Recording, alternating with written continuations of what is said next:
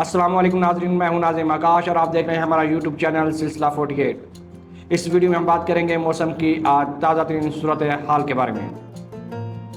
آج 1 جون سن 2025 بروز اتوار ہے۔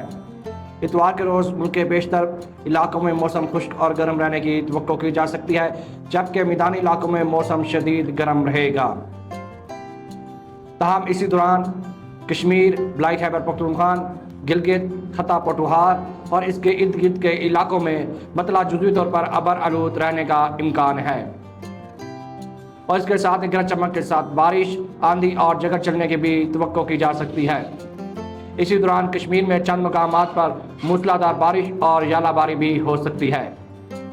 اسلام آباد اور اس کے ارد گرد کے علاقوں میں بھی مطلع جزوی طور پر ابر آلود رہے گا اور چند مقامات پر گرج چمک کے ساتھ بارش، آندھی اور جگہ چلنے کی بھی پیشگوئی کی جا سکتی ہے۔ صبح سندھ کے بیشتر اضلاع میں بھی موسم خشک اور گرم رہنے کی امید کی جا سکتی ہے، تاہم ساحلی علاقوں میں موسم شدید گرم رہے گا، گاد آلود ہوائیں چلنے کی بھی توقع کی جا سکتی ہے۔ صوبہ پنجاب کے بیشتر اضلاع میں بھی موسم خشک اور مطلع جزوی طور پر ابر آلود رہنے کا امکان ہے، تاہم میدانی علاقوں میں موسم شدید گرم رہے گا۔ اسی دوران مری کلیات، اٹک، ڈی آئی جی خاں اور اس کے ارد گرد کے علاقوں میں مطلع جزوی طور پر ابر آلود رہنے کا امکان ہے، آندھی اور جگہ چلنے کی بھی توقع کی جا سکتی ہے، گرج چمک کے ساتھ بارش بھی ہو سکتی ہے۔